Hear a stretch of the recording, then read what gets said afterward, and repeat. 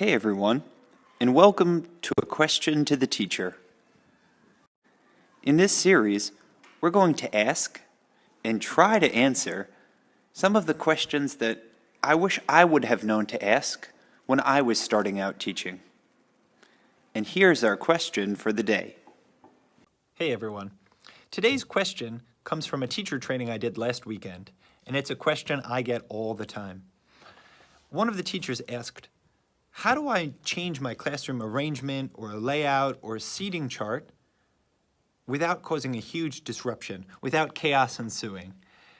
And this is a kind of question that I get from new teachers, that I get from teachers with some experience, and even from teachers with 20 years experience.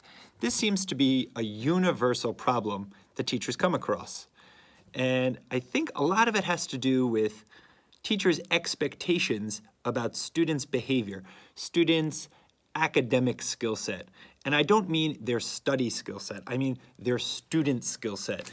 Most teachers assume that students can do things in a classroom, that they can put a heading on a paper, that they'll know how to line up in front of the classroom, that when you ask them to do something quickly and quietly, they'll do it quietly and quickly. But the truth is that those expectations set us up for failure.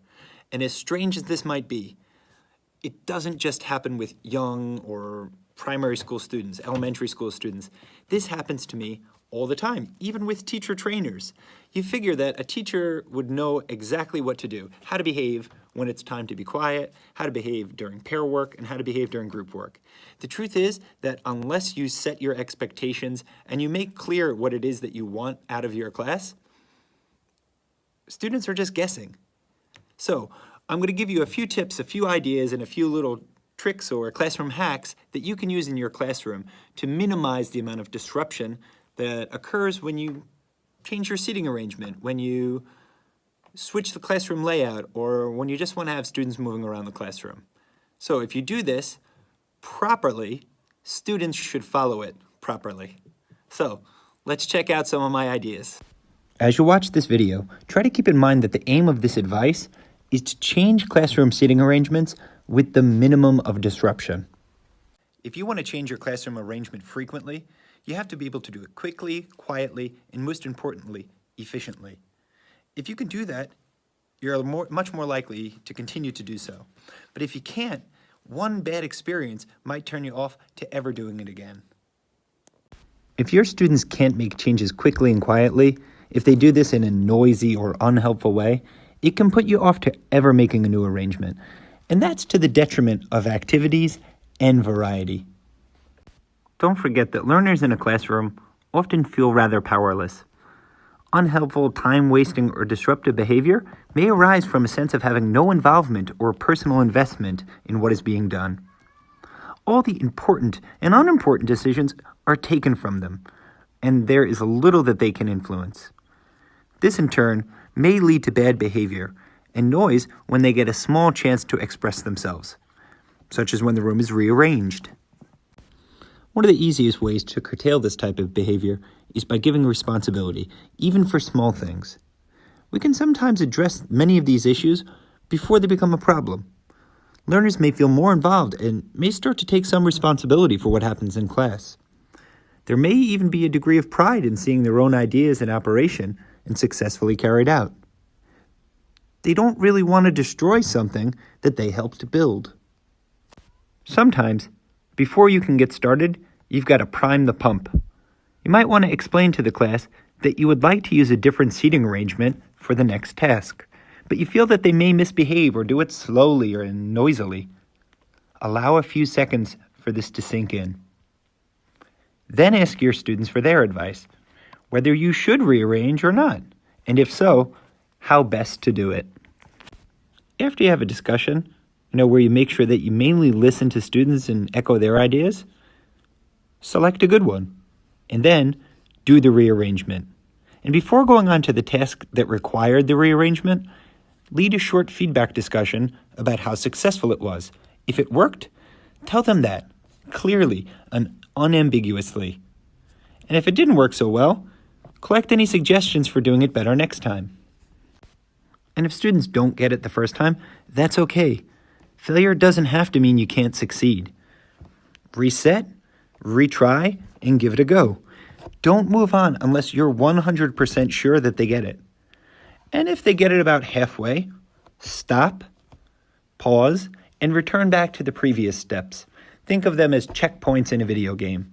You don't have to restart every single time, but restart until they get it right. Try to think of classroom rearrangement like you would fruit juice. Is the juice worth the squeeze? Try to think, are the benefits greater than the costs?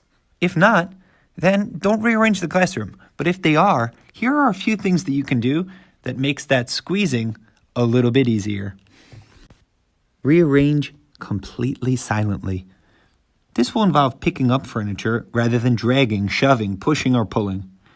Now, you might want to take a minute to show students that they can't do it all at once, that they need to do it one piece at a time.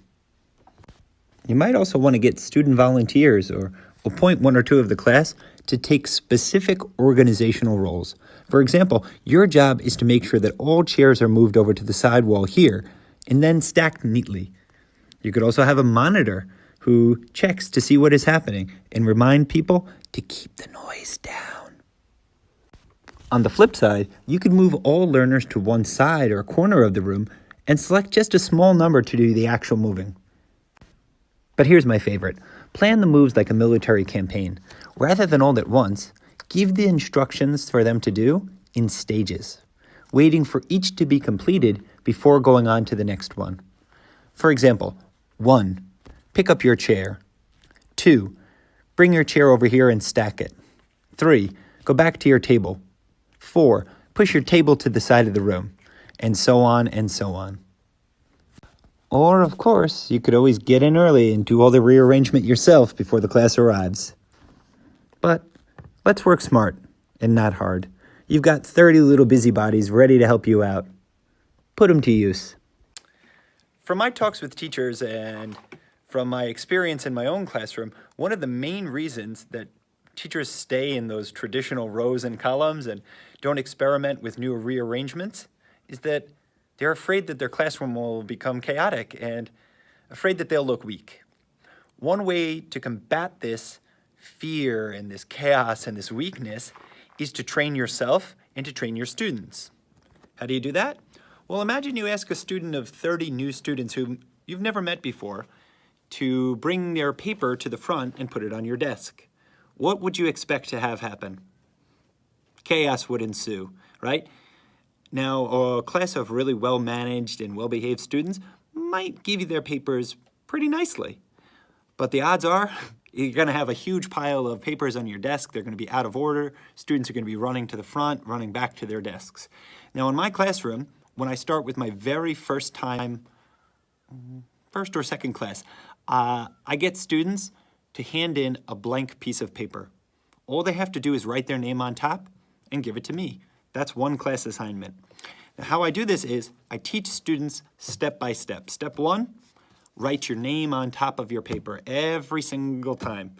For the whole year, I have to remind them, write your name on top. But that's the first step, write your name on top. Second step, stand up. There is no pushing your chair yet. The third step, when everyone is standing, push in your chairs. When everyone has pushed in their chair and is quiet, we have one set of students walk to the front. Before they walk, they have to become ready. How are they ready? They put the paper in and they fold their hands across their chest. Now, they don't run, they don't come at their own pace. They slowly walk. And sometimes you even have to show them what a classroom walk looks like. One foot in front of the other, not pushing their friends, not touching anybody else's desk or paper or throwing an eraser on the floor. And it seems like this is child's play, right? It's elementary. Well, unless you do it, you can't expect it. So teach them properly this way. 1 time, 2 times, 3 times, however many times it takes to become routine. And then that's what it is. It's routine in your classroom. Until it's routine, though, you can't expect them to do it this way. But once it is, all you do is say, stand up, push in your chairs, and bring me your paper. And you can expect a very reasonable response each and every time. And the moment that it gets out of line into chaos, do it again. and they'll get the hint pretty quickly. So, how do you rearrange your classroom without chaos? Slowly, quietly, and effectively.